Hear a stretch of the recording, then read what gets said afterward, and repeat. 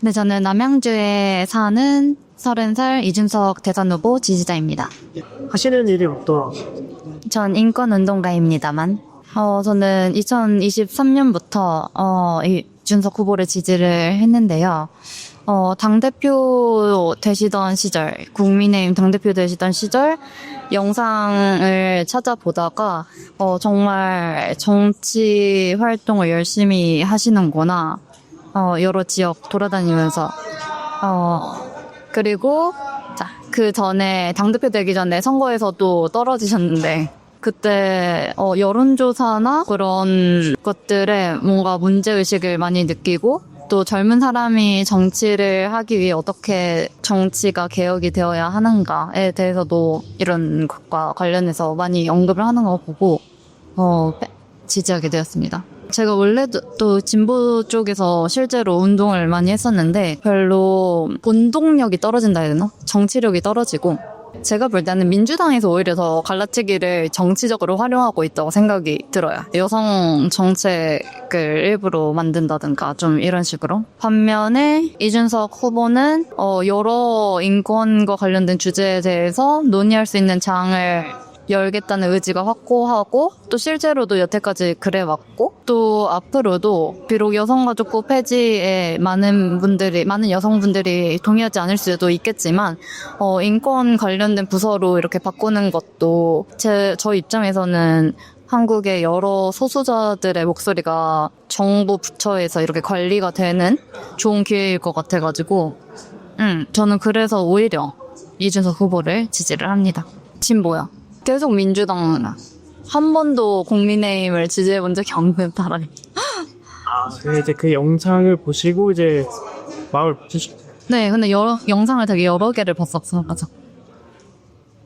어제 토론회 보고 뭔가 민주당 이재명 후보가 너무 동문서답한다라는 생각이 들었어요.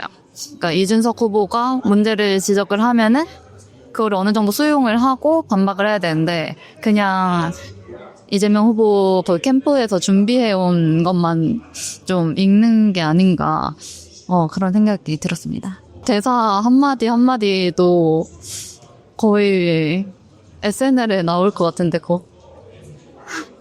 어제 토론회에서는 AI 관련해서 뭐 이재명 대표가 100조 쓰겠다 이런 거를 했는데 이준석 후보가 되게 파고드는 질문을 아주 구체적으로 준비해서 질문하고 듣고 또 다른 질문하고 뭐 듣고 하고 하지만 결론적으로 구체적인 계획은 없거나 결론이 난 그 부분이 제일 인상이 깊습니다.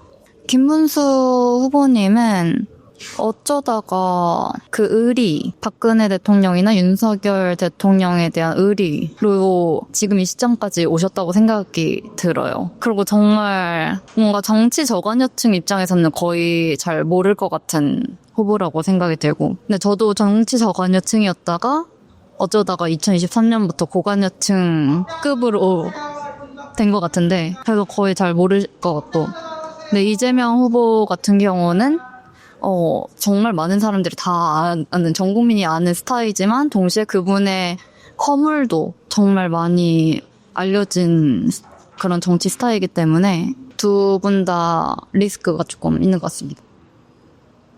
어떤 인터뷰 보면은 참 부드럽게 말씀하시기도 해가지고 제가 볼 때는 그렇게 공격적으로 말하는 경우가 종종 있긴 하겠지만 그게 너무 바이럴을 많이 타니까 조금 과대 대표된 게 아닐까 싶어요. 제가 볼 때는 이준석 의원님이 하시는 말씀은 대부분 상식적인 선에서 다 맞는 말이라고 생각을 하거든요. 남성의 성기를 갖고 조롱을 하면 안 된다 하는 것 같은데 그런데 어쩌다 보니까 항상 그 대상이 여성으로 설정이 돼 있어서 하지만 또 동시에 뭔가 가족 정책에 대해서는 많이 내고 계시잖아요. 이번에도 뭐 무슨 핑크색 자동차 번호판 내겠다 하시고 또 주담대 이것도 가족 정책의 일환이라고 볼 수도 있고 그리고 잠시 멈춘 데도 근데 제가 볼 때는 이건 것 같아요. 이준석 의원은 상식적인 얘기를 하고 있는데 그 이야기를 가지고 이런 온라인 상에서 남녀가 싸우는 게 더 커져서 그게 이준석 의원의 탓이 된 게 아닌가? 저는 좀 그렇게 생각합니다. 그다음 개인주의와 합리적인 것에 대한 젊은 사람들이 동의할 만한 기준을 갖고 계신 것 같아요. 어제도 그 토론회에서 차별금지법을 잠깐 언급을 하셨는데, 김문수 후보는 너무 극우 기독교에 경도되셔가지고, 전혀 그런 문제에 대해서 터치를 안 하시는데, 우리나라 젊은 사람들도 꽤나 그런 거에 포용적이라고 생각을 하거든요. 그러니까 남일인데 왜 그렇게 신경을 써야 되지? 이런 식으로.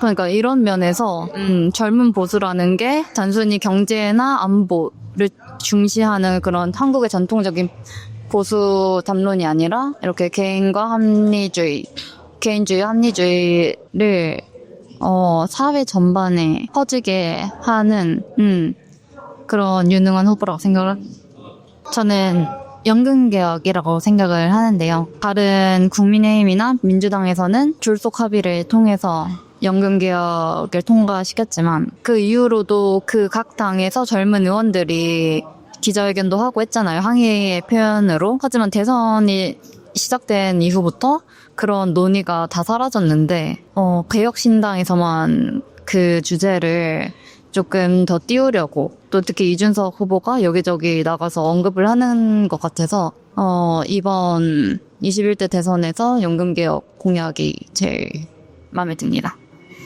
제가 볼 땐 부동층, 그러니까 아직 마음을 확실하게 정하지 않은 그런 층에서 토론회를 몇 번 더 거치면 거칠수록 젊고 유능한 후보를 선택을 할 것이라고 생각합니다.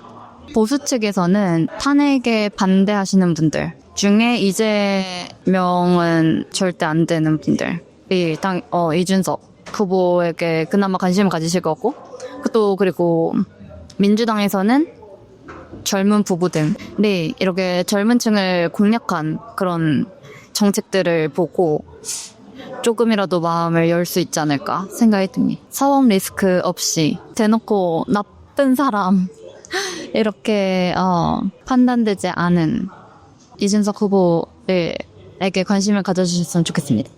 마침 오늘 그런 노인 관련된 그런 주택연금도 나왔는데 노인분들께는 안정적인 노후생활 그리고 젊은 분들께는 희망이 있는 미래를 약속하는 이준석 후보를 지지해 주셨으면 좋겠습니다.